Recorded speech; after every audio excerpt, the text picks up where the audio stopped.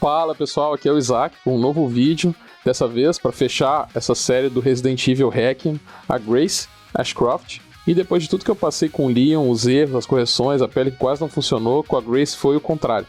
Fluiu e às vezes é bom ter uma peça assim pra gente ficar tranquilo. A Grace Ashcroft é um dos personagens novos da franquia do Resident Evil e não tem muita coisa ainda sobre ela, não vejo muita estátua feita e muito modelo. Mas nesse vídeo eu vou mostrar pra vocês como eu fiz a pintura do modelo criado pelo Hell Creator, que tá passando aí na tela agora os renders. Então, bora lá e espero que vocês gostem. Se gostar, se inscreve aí, curte, compartilha, que semana que vem tem mais vídeo.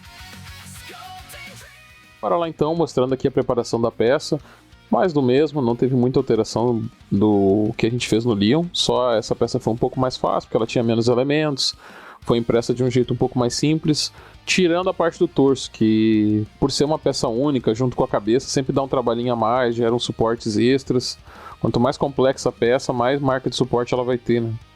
E a gente também não vai encontrar uma posição tão ideal para imprimir que esconda essas marcas de suporte para dar menos trabalho.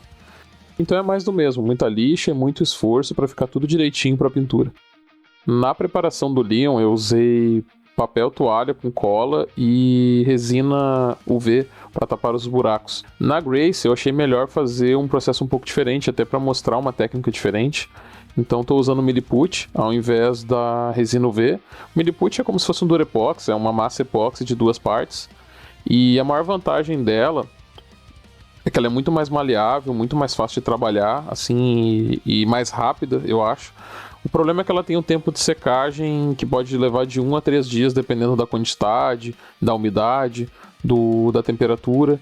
Então é sempre bom ter isso em mente. Ela também é mais fácil de lixar depois, a tinta adere bem nela. Então basicamente é ver qual das técnicas vai atender melhor a tua necessidade. A parte do primer não tem nenhum mistério, é a mesma situação do Leon. Usei o primer da Green Stuff e só tomei cuidado de cobrir cada parte, porque isso depois eu já vou aproveitar como sombra nas próximas etapas.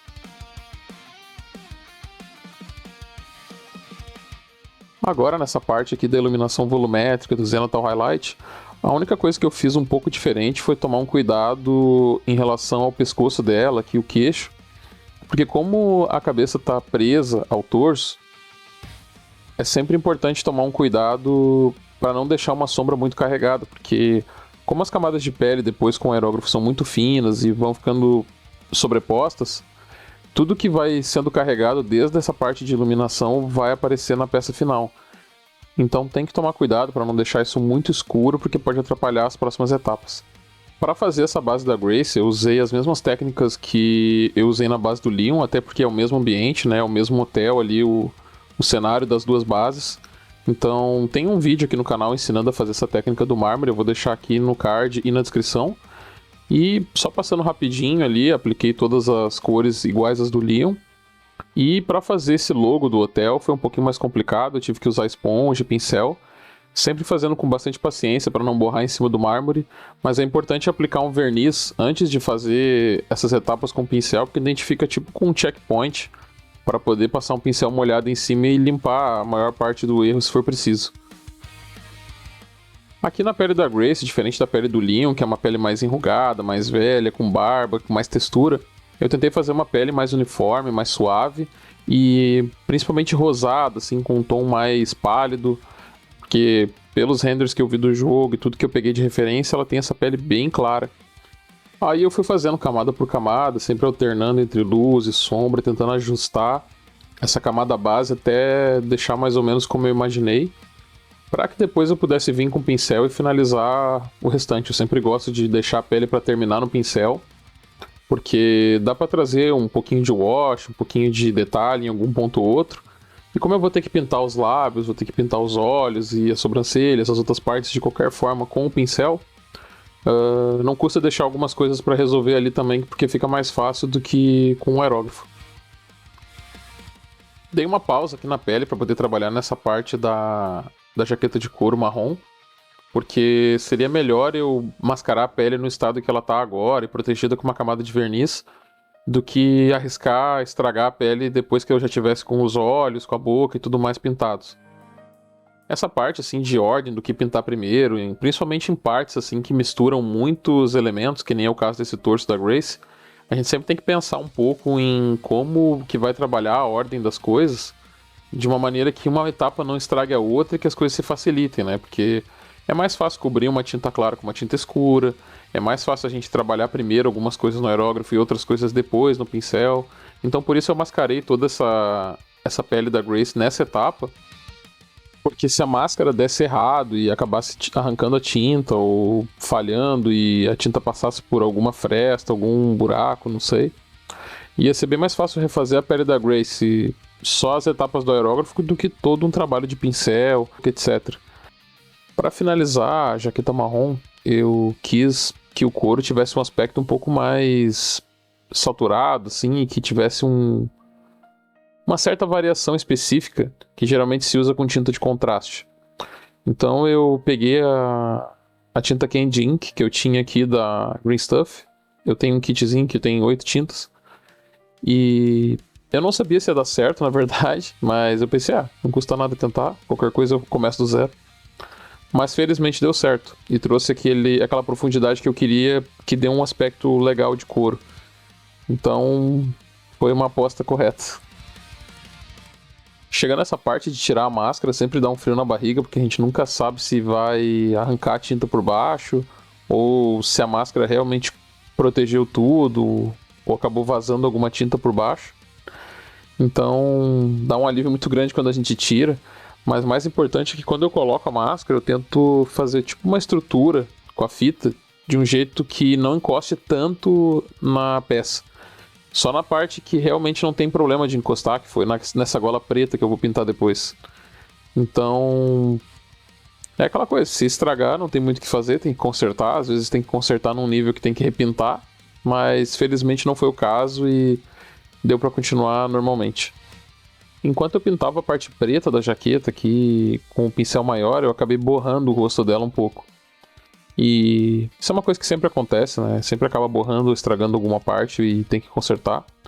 E aí, no caso da bochecha dela, felizmente, ela tinha o cabelo cobrindo o outro lado. Então não precisava ser uma coisa tão simétrica assim, porque o cabelo já ia causar essa assimetria.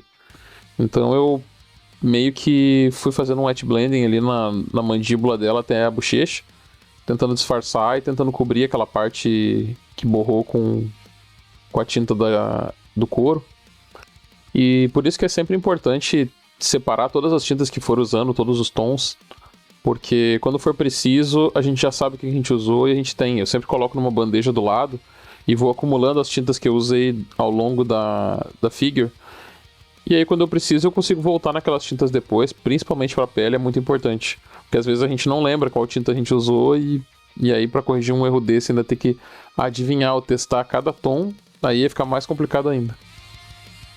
Quando chega nessa parte dos olhos e do rosto em si, pintar a boca, a sobrancelha, até algumas partes do cabelo, algum outro detalhe que o personagem tem, eu sempre gosto porque me lembra de todo o tempo que eu trabalhei com ilustração, então é uma parte que eu fico com muita vontade de fazer. Eu gosto dessas partes assim mais meio que a mão livre, que a gente tem que criar um pouco na peça o que a gente está pensando e não ter exatamente um lugar definido para cada coisa.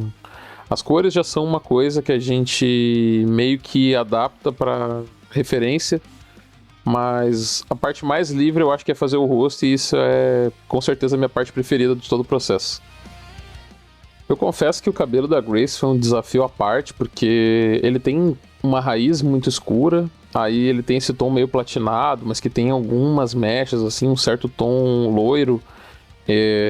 Eu não sei como uma pessoa chegaria nesse cabelo na vida real, se seria uma coisa, sei lá, um grisalho por estresse ou uma pintura específica, algum tipo de luzes, não sei.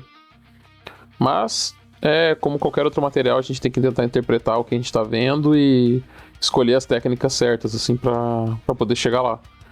E foi o caso ali, eu fiz um pré-sombreamento com aerógrafo, como eu geralmente faço, para criar um volume. E isso tudo em cima de uma base já preto e branco, que já tinha um volume de sombra definido, desde a primeira etapa.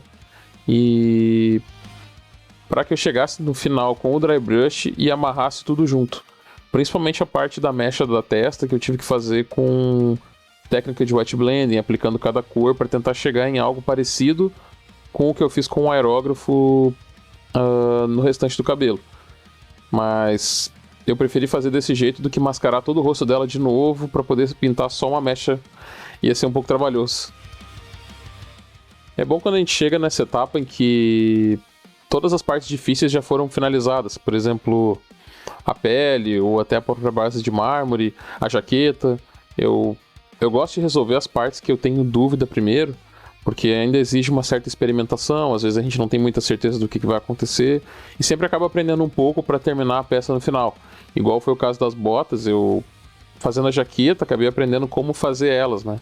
Por mais que eu quisesse um detalhe um pouco diferente, né? Não ficasse exatamente igual, porque realisticamente, a menos que tu compre as botas e a jaqueta do mesmo fabricante, que usou o mesmo couro, o mesmo processo, não ia ser o mesmo material. E então, além de tudo isso, ainda tem a questão de que as botas estão sempre mais em contato com o chão. Então elas vão ter mais desgaste, vão ter mais sujeira, vão ter um uso um pouco diferente do que a jaqueta. Por isso, tudo isso eu queria trazer um couro que fosse um pouco mais usado, um pouco menos chamativo, até por se tratar dos pés, né? E na parte da calça eu só queria trazer um pouco mais de cor para contrapor todos esses tons quentes do couro. Eu queria trazer um tom mais azul pro jeans dela. Até porque a Grace tem um jeans azul, assim, quase preto, né? Mas eu queria esse azul bem desaturado. Então, cada material tem um certo conjunto de técnicas que a gente vai trabalhando. E é muito legal, assim, de poder ter essas diferenciações e meio que escolher o conjunto de técnicas que a gente vai pegar para cada coisa. Partindo para esses materiais metálicos aqui na finalização, eu sempre gosto de deixar uma base preta por baixo. Usando esse preto que eu já usei ao longo do vídeo várias vezes, ele é um preto comum de loja de artesanato. É uma tinta que eu encontrei que cobre muito bem e tem um valor muito baixo, mas com uma qualidade muito boa. Então, às vezes a gente se surpreende com alguns materiais assim que a gente não espera que sejam tão bons. E eu coloco esse preto por baixo para ressaltar o metal por cima. E no caso da fivela é uma aplicação mais manual ali com pincel. E no caso da arma, um dry brush com gunmetal da Vallejo. E depois só nas partes em que a luz está pegando mais incisivamente, assim, eu aplico o prata da Army Painter para poder continuar mantendo sempre essa ideia de volume, de iluminação na peça de uma forma coerente, né? Eu nunca vou fazer uma iluminação vindo de baixo para cima se não for a proposta da peça. E é isso. Agora chegando no final, comparando na minha cabeça o Leon e a Grace, eu achei a Grace um pouco mais fácil de fazer, mas muitas das técnicas eu já tinha meio que aprendido enquanto eu fiz o Leon. Então acaba facilitando muito, e essa experiência a gente vai carregando de uma peça para outra e vai cada vez fazendo as coisas mais rápido ou melhor, ou os dois, né?